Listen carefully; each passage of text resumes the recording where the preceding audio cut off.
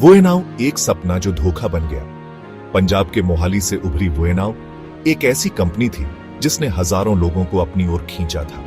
बड़े बड़े सपने दिखाकर वोएनाव ने लोगों को निवेश करने के लिए प्रेरित किया। देखते ही देखते पंजाब, हरियाणा और उत्तर प्रदेश के हजारों लोग इसके जाल में फंस गए। लोगों को लगा कि वोएनाव उनकी किस्मत बदल देगी, लेकिन किसे पता था कि यह सपना एक भयानक धोखे में बदल जाएगा। वोएनाव का दावा था कि वह क्लाउड पार्टिकल्स में निवेश करती है।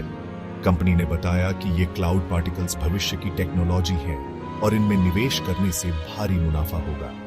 लोगों को यकीन दिलाया गया कि उनके पैसे दोगुने और तिगुने हो जाएंगे। निवेशकों को लुभाने के लिए कंपनी ने तरह तरह के हथकंडे अपनाए।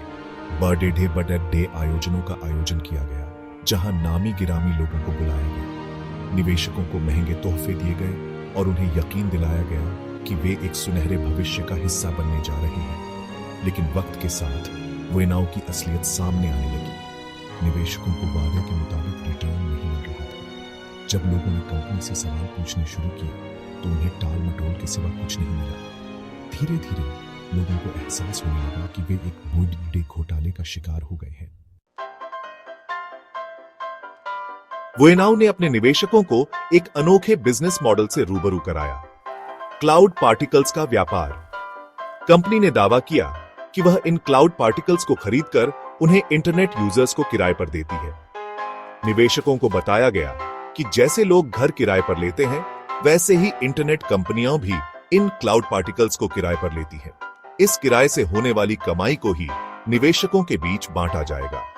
यह एक ऐसा कॉन्सेप्ट था जो सुनने में तो बहुत आकर्षक लगता था, लेकिन हकीकत में इसका कोई अस्तित्व ही नहीं था।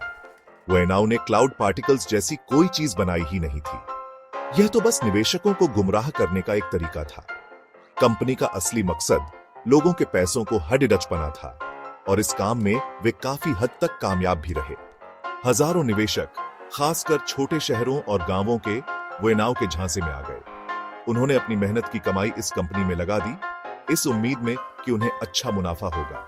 लेकिन उन्हें क्या पता था कि वे एक ऐसे जाल में फंस रहे हैं जहां से निकलना आसान नहीं होगा। वोएनाव के खिलाफ शिकायतें बढ़ने लगीं तो मामला प्रवर्तन निदेशालय ईडी के पास पहुंचा। ईडी ने अपनी जांच शुरू की और जल्द ही यह साफ हो गया कि मामला साधारण नहीं है। ईडी ने पाया कि वोएनाव ने फर्जी दस्तावेजों का इस्तेमाल करके विदेशों में पैसे भेजे थे। कंपनी के कई बैंक खातों में संदिग्ध लेन देन का पता चला। जांच के दौरान ईडी ने वोएनाव के कई ठिकानों पर छापेमारी की। इन छापेमारी में कई चौंकाने वाले खुलासे हुए। ईडी ने भारी मात्रा में नकदी, विदेशी मुद्रा और सोना जब्त किया। इसके अलावा कई महत्वपूर्ण दस्तावेज भी बरामद हुए जो कंपनी के काले कारनामों का पर्दाफाश कर रहे थे। ईडी की जांच में यह भी सामने आया कि कंपनी ने मनी लॉन्ड्रिंग के लिए कई फर्जी कंपनियां बनाई थी। इन कंपनियों के जरिए वोएनाव ने निवेशकों के पैसों को इधर उधर किया और अपने काले धंधों को अंजाम दिया। सेक्शन 4, कानूनी पचड़े में फंसी वोएनाव। ईडी की जांच के बाद वोएनाव के खिलाफ कानूनी शिकंजा कसता गया। कंपनी और उसके प्रमोटर्स पर मनी लॉन्ड्रिंग, धोखाधड़ी और foreign exchange management act FEMA के उल्लंघन जैसे गंभीर आरोप लगाए गए। मामला अदालत पहुंचा और वोएनाव के खिलाफ गिरफ्तारी वारंट जारी किए गए। कंपनी के कई अहम लोगों को गिरफ्तार किया गया और उन्हें जेल भेज दिया गया। वोएनाव ने खुद को बचाने की भरपूर कोशिश की। कंपनी ने कई नामी वकीलों को अपने पक्ष में किया और ऊपरी अदालतों में अपील दायर की, लेकिन कानून के हाथ लंबे थे और वोएनाव को हर मोर्चे पर हार का सामना करना पड़ा। सेक्शन 5, अंतरिम राहत की उम्मीदों पर पानी फिरता है। अपने बचाव में वोएनाव ने दिल्ली उच्च न्यायालय का दरवाजा खटखटाया। कंपनी ने अदालत से अंतरिम राहत की गुहार लगाई। वोएनाव ने मांग की कि उसके बैंक खातों को फ्रीज करने के आदेश को रद्द किया जाए। कंपनी का तर्क था कि ईडी की कार्रवाई से उसके बिजनेस को भारी नुकसान हो रहा है, लेकिन अदालत ने वोएनाव की दलीलों को खारिज कर दिया।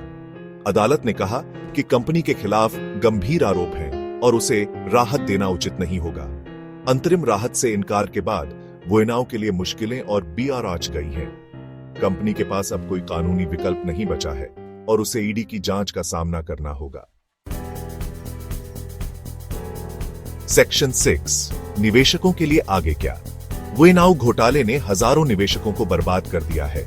जिन लोगों ने अपनी गाढ़ी कमाई इस कंपनी में लगाई थी, वे अब दर दर की ठोकरें खाने को मजबूर हैं। ईडी ने वादा किया है कि वह निवेशकों का पैसा वापस दिलाने की पूरी कोशिश करेगी, लेकिन यह एक लंबी और जटिल प्रक्रिया है। ऐसे में निवेशकों को धैर्य रखना होगा और ईडी की जांच में पूरा सहयोग करना होगा। उन्हें अपने सभी दस्तावेजों को सुरक्षित रखना चाहिए और जरूरत पड़ने पर ईडी को उपलब्ध कराना चाहिए। सेक्शन 7 सबक जो सीखना जरूरी है।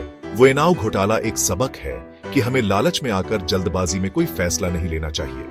निवेश करने से पहले कंपनी की पृष्ठभूमि की अच्छी तरह से जांच पड़ताल कर लेनी चाहिए। हमें किसी भी स्कीम के झांसे में आने से पहले उसके बारे में पूरी जानकारी हासिल करनी चाहिए। अगर कोई स्कीम बहुत ज्यादा मुनाफा देने का वादा कर रही है तो हमें सतर्क हो जाना चाहिए।